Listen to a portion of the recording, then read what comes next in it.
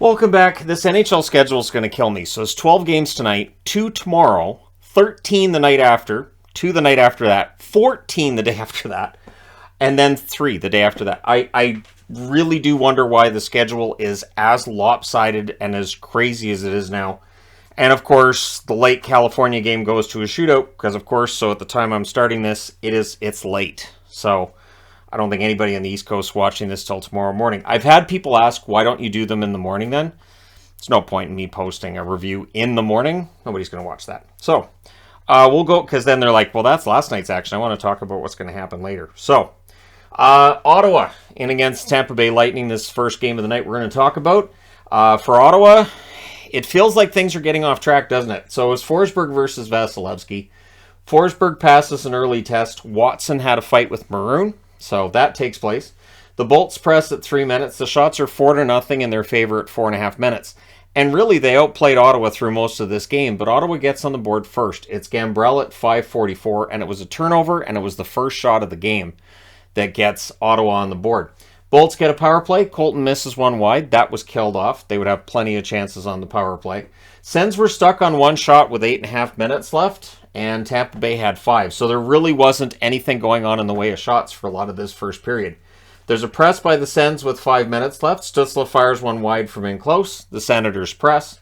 The Bolts get a power play with 32.7 seconds left. So that rolls over into the second period. Stamkos has a one-timer that's held. That power play is killed off. But don't worry, when one power play ends, another one will begin for Tampa. They would go back to the power play. There was a shorthanded 3-on-2 for Ottawa. Holden fires it high, and then Sergachev on the power play scores from Stamkos and Kucherov at 3:17. The Sens then get a power play. That was killed off. The Bolts, though, they go back to a power play, and it's a 5-minute power play. Gambrell was out of the game. It's intent to injure. We may see some suspensions tomorrow. At the very least, we're going to see fines. I'm serious. There may be multiple suspensions tomorrow, but we'll talk about that as we go through tonight's games. Then it became a 5-on-3 for 1 minute and 3 seconds. Stamkos hits a post during that. There was a shorthanded break for Mott. That was defended. And then it's Joseph, former Tampa Bay Lightning, puts them ahead again at 12:21. And it was still a 5-on-3 for Tampa, and they scored while they're 2 men short. It's a breakaway, and it's only the 6th shot for the Ottawa Senators, so they had 2 goals on 6 shots. Bolts press with 5.5 minutes left because that power play gets killed off, of course. Things get pushy after a hold by Forsberg. A Bolts rush draws another power play. That became a 4-on-4. Batherson has a shot that's blocked. Everything's killed off there. And then Vasilevsky denied Batherson on a 2-on-0. So third period, the Bolts get their 7th power play because, again, there's always one coming. That's killed off. Don't worry. They went back to the power play again. But the Sens penalty kill was aggressive the whole game. And where it shows up is, A, they killed this one off too. And the shots are 2-1 for the Senators at 9 minutes, even though they'd been shorthanded for 4 of those 9 minutes. However, it's Tampa. Killorn would score from Stamkos and Kucherov at 11:04. That ties the game. And the Bolts were looking for the lead, but the puck goes the other way. And on a misplay by Vasilevsky behind his net, Tkachuk gets it to Giroux, who buries it at 11:44. So now Ottawa's got the lead. It does not last. At 12:55, point scores from Kucherov and Cole.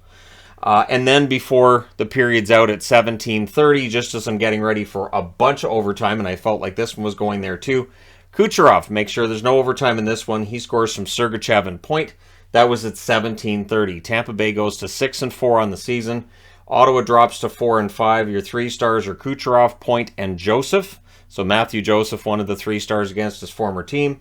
The shots, really lopsided. 12-3 Tampa in the first, 14-5 Tampa in the second, 8-7 Tampa in the third. Final shots, 34-15 for Tampa Bay. Power plays, Ottawa 0-3. Tampa Bay 1-8. The hits, 32 each. Forsberg saved 30 out of 34, and Vasilevsky saves 12 out of 15. All right. Next up, Philadelphia and the Rangers. This wasn't the most exciting game, but it was kind of a fun one too. So it was Hart versus Shesterkin. Early chance for Fox was denied. Trocheck fires one wide on a rush. Lindgren blocks a Konechny wraparound. The shots were 2 apiece at 5 minutes. So, and it stayed at that pace throughout, really. Trouba has a blast saved as the Rangers press. Post for Trocheck. It's all Rangers at this point, but then the Flyers get a power play during that. There's a shorthanded rush for Keandre Miller. He fires wide. That power play's killed off. Kreider then fires one high on a rush. The Rangers press, but they're kept to the outside. So after the first period, it is scoreless. Second period, Hart kicks the side of Keandre Miller blast. The Rangers press at 3 minutes. The shots are 5-1 in their favor 5 minutes into the period. And it would stay pretty much a Rangers period from there. The Rangers get a power play. Zibanejad's denied. They cycled it. Philadelphia killed that off. There's a net feed to Gauthier. That's blocked. Rangers press with 9 minutes left. Hayes then fired wide on a rush. There was a post for Zibanejad. The Flyers get a power play. D'Angelo has a shot that's blocked. A shorthanded break. Kreider hits the post. Lots of posts tonight. That's killed off. Miller fires one wide as the Rangers press. And the offensive zone time was more than 2-1 in favor of the Rangers. It was ridiculous how much time they were getting in the Flyers zone, comparatively speaking, to how much time the Flyers had in theirs. Rangers press in the final minute, but we're still scoreless after 2. Third period. Flyers started with a full power play because of some shenanigans at the buzzer at the end of the second. Rangers didn't let him set up. There was a shorthanded rush by Gaudreau. He fires wide, but they did kill that off. The Rangers get a power play. Good cycle. The Flyers are struggling to clear. There was a post for Lafreniere, and it's killed off.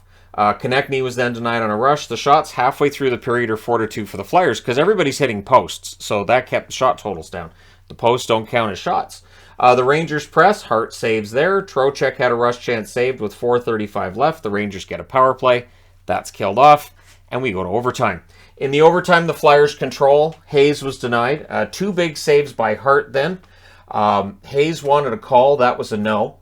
Panarin has a shot that saved. The Flyers won the next faceoff, but the Rangers would get it and they would score. Kreider scores from Zibanejad at 4:07, and it was a breakaway after a miss by Konechny. So Konechny's going to be kicking himself on that one. And I've got Hayes denied, even though officially it shows there were 0 shots on net by Philadelphia, so I guess that was going wide. The Rangers win this one 1-0 in overtime. Important game for them. They go to 6-3-2 with the win.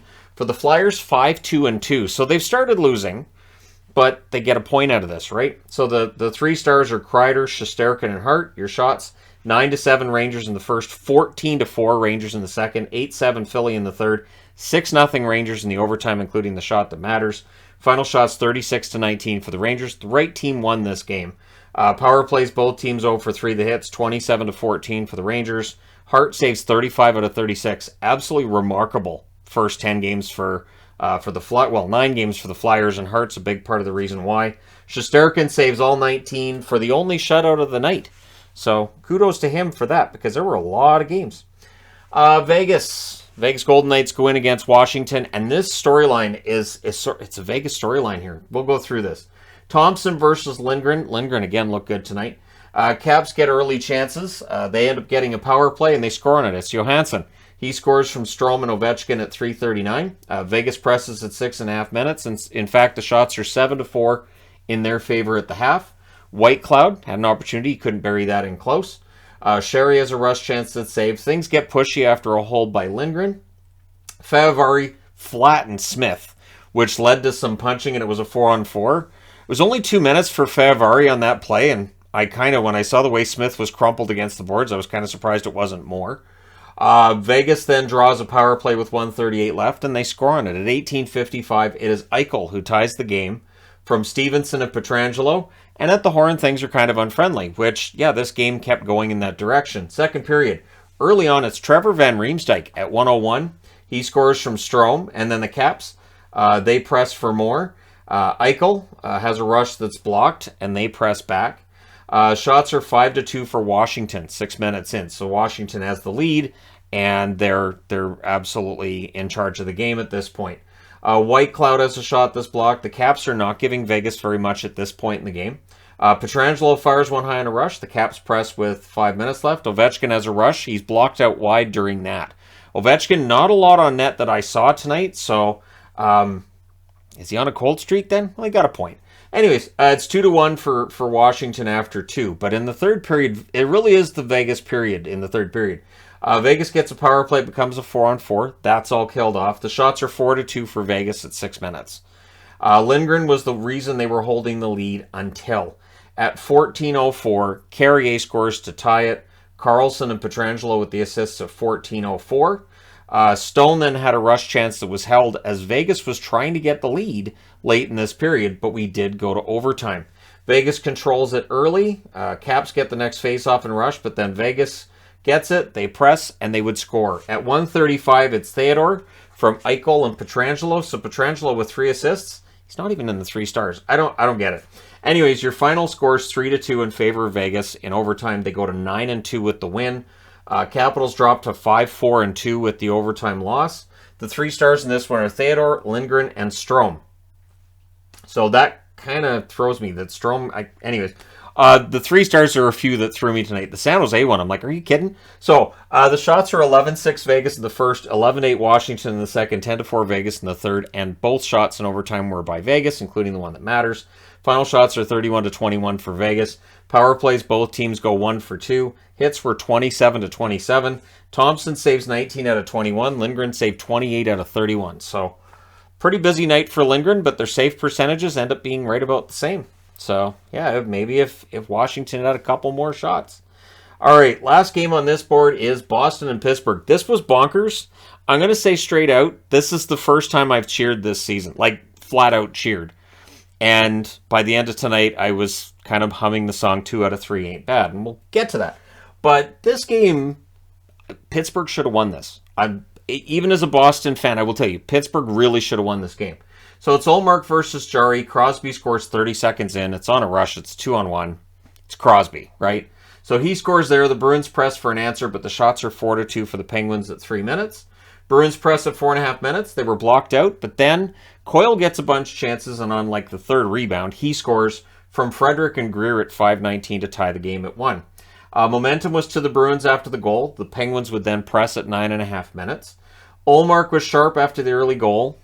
That didn't age well. But Boston would get the lead. It's Lauko, first NHL goal, kudos to him, from Foligno at 13:20. And it was a cross-ice pass and wired on a 3-on-2. So nice play, nice pass, nice goal, and there you go. Penguins then get a power play. Malkin has a blast that's saved. That was killed off. Bruins get a power play. Pastrnak shoved Jarry. There's punching with some 4-on-4. So I understand that the Penguins defender pushed Pastrnak, but Pastrnak fully extends his arms out like this to push Jarry over. That's a penalty every time. And if the response is, well, then they should have penalized the Pittsburgh player that pushed him. No, they shouldn't have. So when I saw Pasta do that, I just did one of these. Like, what are you doing? So, and then he even argued after. I'm like, seriously, just go to the box. So, yeah, that happened. Everything gets killed off, and the period would then come to an end shortly thereafter. So we go to the second period. Forbert wasn't on the bench for Boston to start that period. And Malkin scores at 1:47 from Joseph and McGinn. So that ties the game at 2, and the floodgates are about to open. The shots are 4-3 for the Penguins at 4 minutes. And at 8:42, Zucker puts them in the lead for the second time in this game from McGinn and Ruda. Zacha couldn't bury a response opportunity he had, so at 11:16, Brian Rust buries his own opportunity from Dumoulin and Gensel. And then 20 seconds later, it's Raquel scoring from Zucker and Malkin. So that's a 5-2 score. You shouldn't lose a 5-2 score at home. You shouldn't. And I understand that like there's been a lot of comebacks, but yeah, Pittsburgh shouldn't lose a lead like this. And what happens is the Bruins get a power play. I believe there's a disallowed goal for Bergeron, too. There's a lot of goals tonight, so forgive me for anything that might get missed along the way when it comes to disallowed goals and reviews and that kind of thing. Marchand would score from Lindholm and DeBrusk at 12:57. I think at this point there were 9 games on. I think so. It's all fog now. So, and I'm old, so that doesn't help. But yeah, Marchand scores to make it 5-3. The Penguins press with 3 minutes left. With 1:43 left, the Bruins get a power play. Felt like it was key. And they don't score before the end of the second, so it's pretty easy for the Penguins to score to kill the final 17 seconds at the start of the third. There was a near miss for Zucker and Close. Penguins get a power play.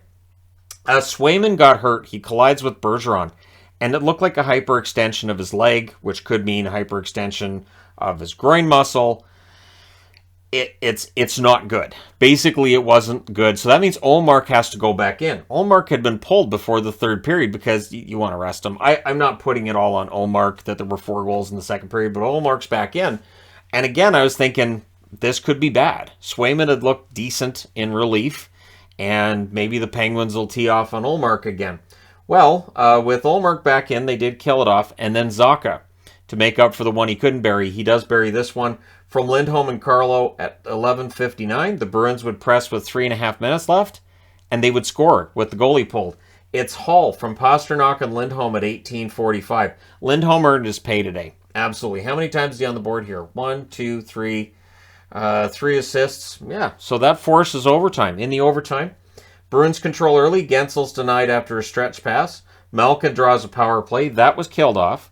There was a post for Nosek on a 2-on-1. And then, on a rush opportunity, Lindholm. To go with his 3 assists, he gets the game-winning goal from Bergeron at 3:37. And surprise, caused me to cheer. The loudest I've cheered this season. Boston goes to 9-1. Ridiculous. With the overtime loss, Pittsburgh 4-4-2. They had the 5-2 lead. They lost it. Pittsburgh's got to get this together. Your 3 stars are Lindholm, Hall, and Malkin. The shots, 14-12 Boston in the first, 15-13 Pittsburgh in the second, 11-8 Boston in the third, 3-2 Pittsburgh in overtime, although of the 2 shots for Boston, one of them's the shot that matters. Final shots, 40-38 for the Bruins. Power plays, 1 for 3 for Boston, 0 for 4 for Pittsburgh. Hits, 48-38 Pittsburgh. Ullmark saves 29 out of 34 and gets the win. Swayman saves 4 shots out of 4 opportunities in relief before he got hurt. And Jari saves 34 out of 40. It's another ugly stat line for Jari and kind of an ugly stat line for the Penguins. And now I have to go to the next board. All right, so Minnesota and Montreal, and it feels like Minnesota's got it together. Minnesota, it does feel like things are starting to work themselves out here. Allen versus Fleury, and Fleury's a big part of the reason that things seem to be going well. So early chances for both teams, but the shots on net are 5-1 for the Habs at 3.5 minutes. Brodin has a shot that's held. Merrill had a rush chance that deflected wide. Zuccarello had a net feed that was blocked. The Wild press with 6 minutes left, but the real story of that first period was Marc-Andre Fleury and the stellar play that he's been putting up since the really rough start. He made 15 saves in that first period. So second period, Goulet has a rush that nearly fooled Fleury. He juggled that one. It almost went in. But then at 1:09, on a rush opportunity, the rebound's buried by Mason Shaw. His second goal, Eriksson with the assist. The Wild then get a power play, and they double their lead. It's Kaprizov from Boldy at 3:30, and it was back bar, and it was in and out of the net so fast it was hard to tell. The Wild go back to the power play. That was killed off. Through their first 2 power plays, they had 5 shots, including the one that, of course, was in the net for Kaprizov. Habs press at 7 minutes. They end up getting a power play. That was killed off. The shots are 9-5 for the Wild with 6.5 minutes left. Now, it looked like it was Rossi's goal, and Rossi had his first goal. There was a high stick challenge. It counts as the Wild power play, but they also changed the scoring play. It's Kaprizov from Rossi and Jost at 14:56. So Rossi gets a point. He's still waiting on that first NHL goal. Eriksson has a shot that's saved. That's killed off. The Wild press in the final minute, but it's 3-0 Minnesota after 2. Third period, Jost has a rush chance held. The Wild were a post away from 4-0. It was close. And they had the only shot in the period at 5 minutes. So that's what you want to see if you're a Wild fan. Good defense by the Wild. No room for the Montreal Canadiens. They had 2 shots in the first 11.5 minutes. But they would get a power play, and they'd get some energy from that. They would score. Suzuki from Dock and Weidman at 13:30. They would pull the goaltender because they were only down by a couple. They pulled the goaltender relatively early, and at 16:42, it's Boldy that hits the empty net from Dewar and Spurgeon. And so, yeah, that would put it out of reach. Things get punchy with 1 minute and 20 seconds left, which gave the Wild another power play to close out the game. Your final score is 4-1 for Minnesota. They go to 5-4-1 with the win. Montreal drops to 5-5. Your 3 stars are Fleury, Kaprizov, and Shaw. The shots 15-7 for Montreal in the first, 19-12 Minnesota in the second, 8-5 Montreal in the third. Final shots 35-31 for the Habs.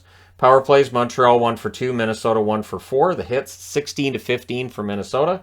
Allen saves 27 out of 30, and Fleury saves 34 out of 35. So yeah, Fleury is fully and truly back, and we'll see how things go for him from here. Next up, the Islanders in against the Chicago Blackhawks. So this was an interesting one, and again, at this point there were 8 games on, so this one I had on the computer here, this one I had on the computer as well, everything else on the TV, and then these had come in a half an hour later and just chaos. So it was Sorokin versus Stalock in this one. Murphy hits the outside of the net. Wahlstrom has a rush chance, that's saved. Cizikas hits Stalock. The Hawks come out of that with a power play.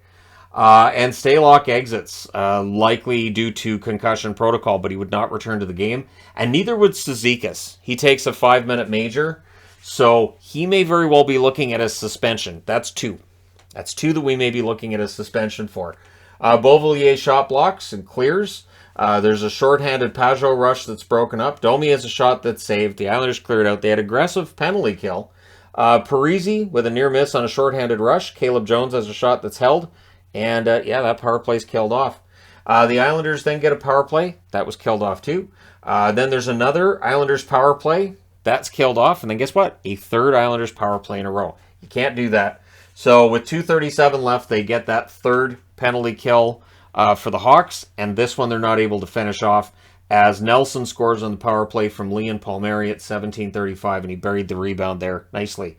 So it's 1-0 Islanders after one. Second period, 3 minutes in, the Islanders had the only shot to that point in the game. Aho with a near miss on a rush. The Islanders press at 5 minutes. Pajot has a shot that's held. Athanasiou then had a rush chance that was saved. The shots are 7-2 for the Islanders at the half. Mayfield denied a break for Entwistle. So Entwistle was in on a break and he sticked it off of him, so he didn't get the shot. The Hawks had the momentum in the second half. They pressed with 5 minutes left. Then there's a power play for them. That was killed off. There's a late power play for the Islanders. That's killed as well. So we go to the third period. Lee was denied as the Islanders pressed. The Hawks would press at 7 minutes. The puck goes the other way, and on a rush, Nelson would score from Johnston at 7:23. And what's interesting with this one is, yeah, the Hawks had him pinned down for a while. So it's remarkable that the Islanders were able to generate a rush and bury it, but they did, and they go up 2-0. The Blackhawks would then get a power play, and they would score on it. It's Jonathan Toews with his 6th of the season already, from Caleb Jones and Kane at 10:19. Dickinson had a chance that was held. With 4:12 left, there's a delay game call. The Hawks go back to the power play looking to tie it. That was killed off. Then Athanasiou was denied after. 2:06 left, they pull the goaltender with 55.2 seconds left. The Hawks call a timeout. Whatever they discussed, don't matter because Parisi hits the empty net from a distance. Bailey with the assist at 19:46. Your final score is 3-1 in favor of Montreal. In favor of the Islanders, they go to 6-4 on the season. Chicago 4-4-2 with the loss in regulation. It's trending in that direction for Chicago, where they're starting to lose more games. They're going to slip out of the race in all likelihood because this is kind of by design, but they're still competitive. The stars in this one, Nelson, Lee, and Toews were the 3 stars. The shots, 11-5 Chicago in the first, 9-8 Chicago in the second, 11-5 Islanders in the first, 9-8 Chicago in the second, 14-8 Islanders in the third. Final shots, 33-22 for the Islanders. Power plays, the Islanders 1 for 4, Chicago 1 for 5. Hits were 25-20 for Chicago. Sorokin saves 21 out of 22. Stalock saved the only 2 shots he faced before he got hurt. Soderblom saves 28 out of 30 in relief. He was good. He takes the loss, but I thought Soderblom played well. Not on him. Not at all. All right, next up. The Kings in against Dallas. And, of course, last night, the Kings get that big victory over the St. Louis Blues. Could they do it again tonight? Well, the score would say probably not. Let's go through this. It's Peterson versus Wedgwood. Early rushes for both teams. Ben has a shot that deflects high. He's not allowed to have a goal, so it makes sense it deflects high. Stars get a power play. It becomes a 4-on-4. Fiala has a shot that's blocked. Everything gets killed off there. The Stars go back to the power play. They would cycle. The Kings would clear, but they would score on that power play. It's rope hints from Ben and Robertson at 6:49 during a good cycle by Dallas.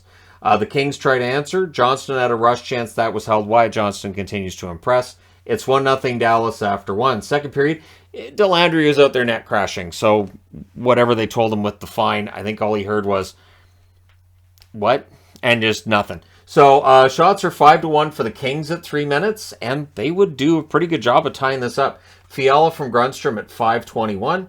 The Kings then press for the lead, but the Stars get a power play, and they score on it. So timely goals here. It's Robertson from Heiskanen and Hintz at 9 minutes. Heiskanen was back. Then the Stars press for the lead, and Sagan on a net drive, he buries it from Gurianov and Heiskanen at 10:17. So there's Heiskanen with a couple of helpers. Nice to see him back in the lineup. And then Hintz at 10:31. 14 seconds later, Rope Hintz I'll just do this myself. He gets the second goal of the game. Kings press with 7 minutes left. There was a post for Edler. The Kings would get a power play, not because Edler hit the post, But on that power play, they score. It's Kaliev from Arvidsson and Danault at 14:37. Glendening then missed an open net. He missed it. With 2:03 left, the Stars get a power play, and they score on it. The Stars' power play was lethal tonight. It's Pavelski, who just keeps getting younger, from Benn and Robertson at 18:36. So Jamie Benn with a couple of helpers, and it is 5-2 Dallas after 2. Third period, Johnston's tonight on a rush. Hintz then had a rush opportunity that was held. Heiskanen has a shot that's blocked. The Kings get a power play. That was killed off. The shots were 8 apiece with 7.5 minutes left. Dallas wasn't giving LA very many really good chances here. Gurianov has a rush chance that's held. Hintz tips one high as he was going for the hat trick. But it ends up being a 5-2 win for Dallas. They go to 6-3-1 with the win. LA, 6-6 with the loss. They're staying at that 500 mark. 3 stars are Heiskanen, Hintz, and Robertson. So all stars there. The shots 18-8 Dallas in the first, 14-10 LA in the second, 12-10 Dallas in the third. Final shots 40-32 for the Stars. Power plays LA 1 for 3, Dallas 3 for 4. Hits were 23-19 LA. Peterson saves 35 out of 40. Wedgwood saved 30 out of 32. So yeah, that was an impressive game by Dallas, and we'll see if they can follow up on it. You know, if they can get on a streak or not. And for the Kings, back-to-back games, that happens. All right, next up, Nashville in against the Edmonton Oilers. This was a bonkers game. There was a lot of scoring in general with some of these games tonight. There were some games that, and I think goal scoring around the league is continuing to remain high, just from what I see on these boards. Saros versus Campbell. Neither goaltender, I think, had a night that they're going to be, using for a resume. At 34 seconds, it's Ekholm from Duchesne and Granlund. That's how you start the game. They didn't finish it well, but they started it right. The Oilers pressed to answer, and eventually they would. It was a nice cross-ice pass by Draisaitl. Kane buries it. Nurse with the other assist at 4:14. Evander Kane has to love playing with Draisaitl. McDavid had a rush chance that's held, but then Kane puts them in the lead from Draisaitl and Yamamoto at 7:25. And then 26 seconds later, it's McDavid who scores from Hyman and Bouchard. I'm going to agree with the announcers. It may be because McDavid's had people saying he's never had a 50-goal season, so he's like, fine. He's currently up to 11 goals. So the Oilers get a power play. That's killed off. The shots are 9-4 for the Oilers with 7 minutes left, and then they would score again. It's Derek Ryan from Barrie and Shore at 14:58. It's 4-1 for the Oilers, and I looked at that score and went, that game's done. Like, I couldn't see that being a game that Nashville was going to win. But hey, scoring's high. So second period, early press by the Oilers. They had a power play as well. That's killed off. They would go back to the power play. They would score on this one. And it's McDavid with that 11th goal of the season from Draisaitl. That's at 7:26. Then Nashville gets a power play. They score on theirs as well. It's Johansson from Yossi and Forsberg at 9:28. And it was a perfect tip by Johansson in front. So it's 5-2. And again, you look and you go, well, that's a pretty safe lead. But if you're remembering, well, on the last board, that wasn't a safe lead. Right, exactly. The Oilers get another power play. That's killed off. There was a shoulder save by Campbell on Ekholm that looked pretty dangerous. Oilers press with 2 minutes left, but it's 5-2 after 2. Third period. The Preds press. They're kept to the outside, but they would score. It's Forsberg from Duchesne and Granlund at 4:51. And then the interesting thing, too, is the shots are 5-0 for Nashville at 6 minutes. And maybe the Oilers saw that I wrote that on the board. I've always wondered if there's cameras. Because after that, the game turns. There's an Oilers power play. They score on it. It's Draisaitl from Ryan Nugent-Hopkins and McDavid at 8:55. Nashville then presses, but they're kept to the outside. The Oilers press with 5.5 minutes left. Nashville would get a power play. This one is a power play goal. It's not listed as such, but it is. It's Niederreiter from Granlund and Forsberg at 17 minutes and 10 seconds. They pull the goaltender with 2.5 minutes left. That allows Evander Kane to get the hat trick. He hits the empty net from Draisaitl and McDavid at 18:23 and salts this one away. Your final score is 7-4 for the Oilers. They go to 7-3 on the season. Nashville, a woeful 3-6-1 through the first 10 games. That's not a recipe for success. And so the 3 stars in this one are Draisaitl, McDavid, and Kane. The shots are 14-8 Edmonton in the first. They were also 14-8 Edmonton in the second. 9-7 Edmonton in the third. Final shots 37-23 for Edmonton. Power plays, Nashville 2 for 2, Edmonton 2 for 6. The hits were 60-27 for Nashville. I did a double take when I saw that. Saros saves 30 out of 36, and Campbell saved 19 out of 23 in the win. All right, and the last game on the board is one of the more surprising results from the night. But this was the night of some surprising results. So Seattle had never beaten Calgary before tonight. I didn't mention it in the preview. I didn't jinx them. So it's Decord versus, and I mean, I didn't jinx the Flames. It's Decord versus Vladar in this one. Early chances for Seattle. In fact, the shots are 3-0 for the Kraken at 5 minutes. Eberle fires one wide. The Flames cleared out. McCann had a rush that's saved. That deflects out. The Flames get a power play. Becomes a 4-on-4. Everything gets killed off there. And then it's Susie who opens the scoring from Burakovsky and Bjorkstrand at 14:58. So it's 1-0 Seattle. So what do you do to fire up your team? Get in a fight. It's Alexiak versus Zadorov. Decord then had a misplay after that, but he did recover it. It was one of those tricky bounces off the boards. Donato had a rush that was saved in the final 30 seconds. It's 1-0 Seattle after one. Second period. Flames get a power play. There was a shorthanded break by Yanni Gourde. That was saved. That's killed off, but then Zadorov would score to tie the game.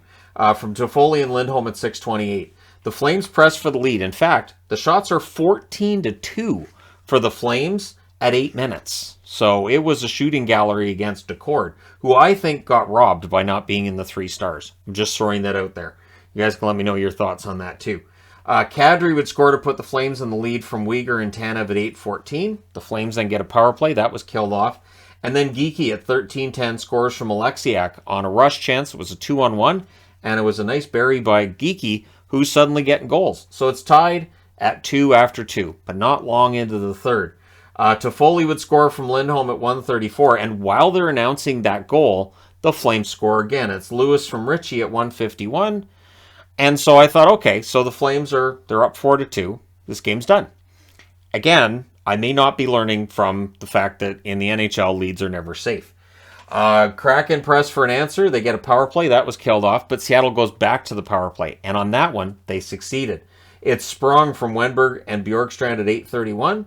The Flames would press for an answer, and then they got a power play. So it's 4-3, and I thought, yeah, so the Flames will probably get the power play goal, but at least Seattle put up a fight.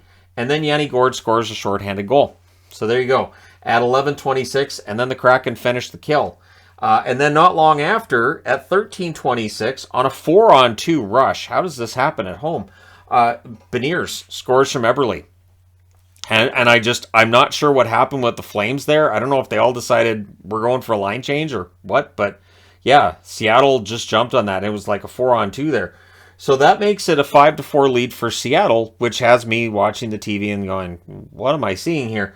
1:41 left. The Flames call a timeout. They would pull the goaltender, and then they couldn't set up. Seattle gave them no opportunity. Calgary controlled large portions of this game, and then at the end, they just couldn't manufacture a goal. Your final score is 5-4 for Seattle. They go to 5-4-2 on the season. For Calgary, they dropped to 5-3. They've now lost back-to-back games. I blame being first on the power rankings. I really do. Vegas seems to be immune, but Calgary wasn't. I apologize. Your 3 stars are Yanni Gourde, Tyler Toffoli, and Oliver Bjorkstrand. The shots are 10-7 Seattle in the first, 20-8 for Seattle in the second, and 13-8 for 20-8 Calgary in the second, 13-8 Calgary in the third. Final shots are 40-26 for Calgary. Power plays 1-for-4 for Seattle, 0-for-4 for Calgary. Hits 24-18 for the Flames. Decord saved 36 out of 40. I understand allowing 4 goals means you probably shouldn't be in the top 3 stars, but I thought he made some really big saves when they were down 4-2, and I thought he made big saves when Seattle was doing their comeback, and I was kind of surprised he wasn't one of the stars. Vladar saves 21 out of 26. Not a great night for Vladar. We'll see how he bounces back and what happens next game, but now I have to go to the next board. Okay, so the reason I'm wearing a Space Coyote is because Karl Vejmelka has these games. He has these games where he looks like he's a world beater. Now, he may have a bunch of mediocre games in between, but those world beater games are usually against top teams. Now, it was Knight versus Vejmelka in this one, and of course, Florida, considered to be one of the better teams in the league. But coming off of that President's Trophy win, I think part of what they're seeing now is teams playing a little bit tougher. And they're not getting the bounces they did last season. At least early, right? So it's early chances for the Coyotes. They would get a power play. There was a good cycle, but the Panthers killed that off. Panthers press with 9 minutes left, but the shots were 5-3 for Arizona with 7.5 minutes left. Bennett was denied in close, but he ended up going off to the box. It was a goal interference call. Aggressive penalty kill by the Panthers. They did kill it off. No shots. I don't think Arizona even set that one up. Panthers then get a power play with 49 seconds left, so that rolls over into the second period. The Coyotes would finish the kill. The Panthers are picking up momentum, and they would get another power play. They don't score on it, but at 8:24, they do open the scoring. It is White from Mahura and Bennett. So Colin White continues to have a pretty strong run since being picked up by Florida. And the shots are 9-0 Florida at 9 minutes. So again, just watching this as an observer, thinking, okay, so Florida's taking over. But the Coyotes would press, they draw a power play, and they score on it. It's Lawson Krause from Michelli and Gunther at 13:47. So I hate to say it, but Dylan Gunther looks really good. Coyotes fans clearly like the guy, and he's picking up points. So, you know, that number 9 draft pick. Lusterinen has a wraparound that saved, and it's right next to this game, too. Just don't tell them. So, yeah, Lusterinen has a wraparound that saved. Boyd then had a net feed that was cleared. Things get kind of punchy after a hold for Vejmelka. We come out of that 4-on-4. The Coyotes press with a minute and a half left, and Mosier can't quite bury it. But it's 1-1 Arizona after 2. And so, as I've been saying, it's entertaining, it's a close game, but Florida's probably going to win it. Third period, Knight holds as the Coyotes press. Michelli has a wrister that's held. The shots are 4-0 Arizona at 4 minutes. And this is when I thought, are we really going to see this? But then Rudolph Balcers would hit a post. Gunther had a rush chance that was held.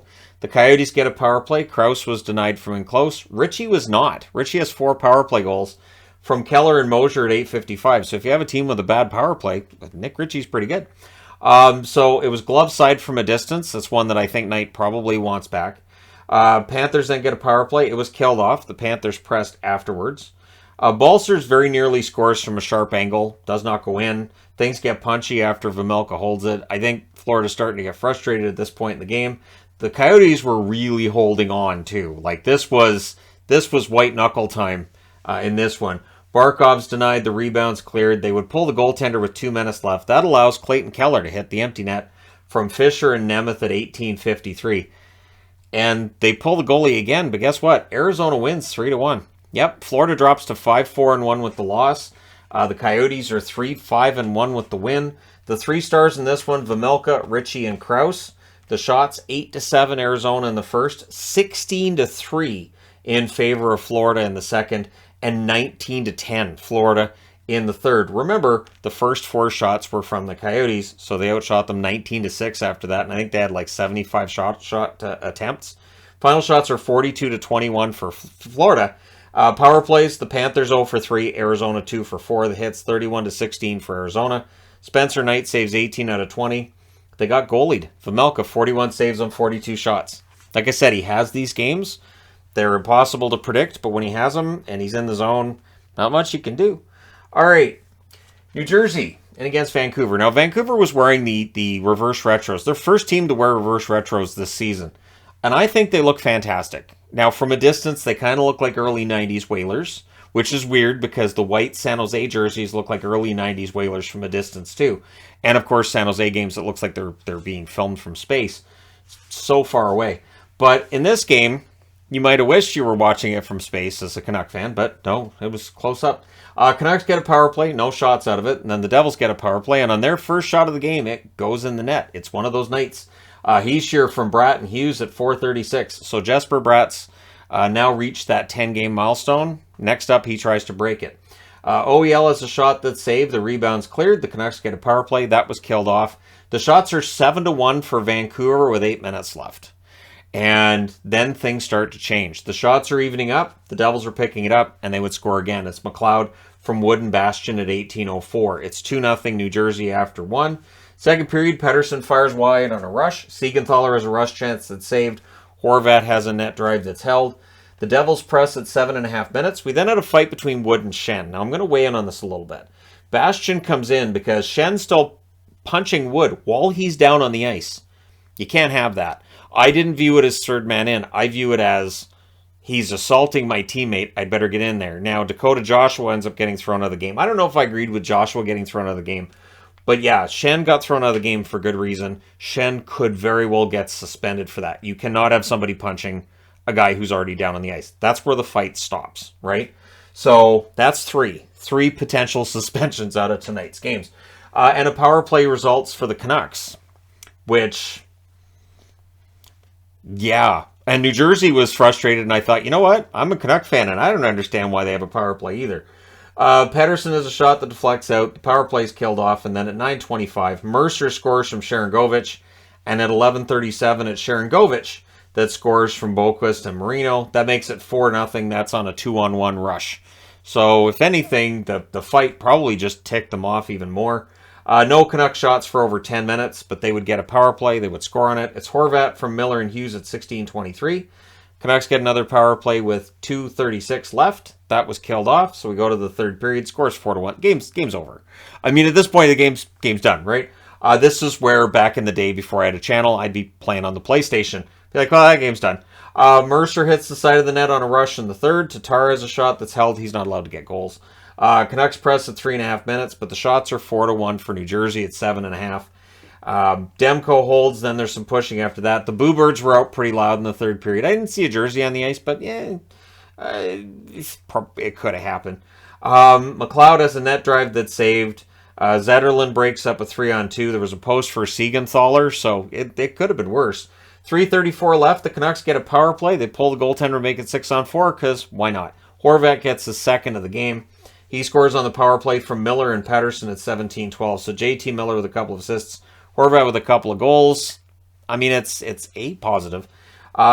Just got through Blackwood on that goal too. But then they pull the goaltender again. That's when you're getting greedy. And so Hughes gets the empty netter from Tatar at 18:58. Your final score is 5-2 for New Jersey. They go to 7-3 with the win. Vancouver 2-6-2. They're not making the playoffs. I've gone through enough of the standings over the last decade to look at what teams that have got off to that kind of a start over their first 10 games, how their seasons have turned out. Yeah, it's not happening. So the three stars are Hughes, Horvat, and Sharangovich. Not that if they were 3-5-2, it'd be a lot better, but still. So the shots in this one, 10-7 Vancouver in the first, 16-9 New Jersey in the second, 14-4 New Jersey in the third. Yeah, Vancouver was just done. Final shots, 37-23 New Jersey. Power plays, New Jersey scored on the only one they had. Vancouver had 5. They scored twice. Canuck fans wanted another one too. There was one instance where they were booing and wanted another call, and I thought, you've already got 5. You're not getting a 6th. Hits are 22-14 for Vancouver. Blackwood saves 21 out of 23. Demko saves 32 out of 36. And I'm genuinely wondering, like, I've got tickets to the game against LA in the middle of this month. I'm not sure how I'm going to approach that game, because by then, yeah, this season could just be pushing up daisies. All right, that being said, last game of the night was Anaheim and San Jose. You excited for this one? Me neither. Not in the slightest. I can't. Neither of these teams are getting to the playoffs. They may both finish ahead of Vancouver, but hey. So Stolarz versus Kakkonen in this one. The first chance goes to the Ducks. The shots are 2 apiece at 4.5 minutes. I could stop the video right now, and I don't know that anybody would know. Nobody gets to this game, do they? Cunnin hits the post as the Sharks press, but then it's Henrique that opens the scoring from Shattenkirk at 5:16. It was a one-timer, far corner, and not bad. One-time shots are nice. Sharks try to answer. Stolarz holds, but not for long, because Erik Karlsson, who's about to have a game, he scores from Svechnikov and Hertl at 6:18, and he enjoyed that goal so much he got another one seconds later at 6:41 from Magnet and Sturm. We then had 2 minutes of 4-on-4. At 10:52, Vetrano, back at 5-on-5 now, would score from Lundestrom and Silverberg, so that ties the game at 2, and before the period's out, Adam Henrique gets his second goal of the period from Zegras and Shattenkirk at 19:45. They had Zegras wired up tonight, and it was kind of funny. He was talking to James Reimer about bumping him and saying, I'm sorry, and then he said, I only weigh 130 pounds, so you should be fine. And then Reimer's like, really? Seriously, you weigh 130? He goes, well, 175 pounds on a good day. So Zegras is fantastic. Anyways, 3-2 Anaheim after 1. Second period, power play for the Sharks. They score on it. It's Timo Meier. He's finally getting it going from Karlsson and Barabanov at 3:28.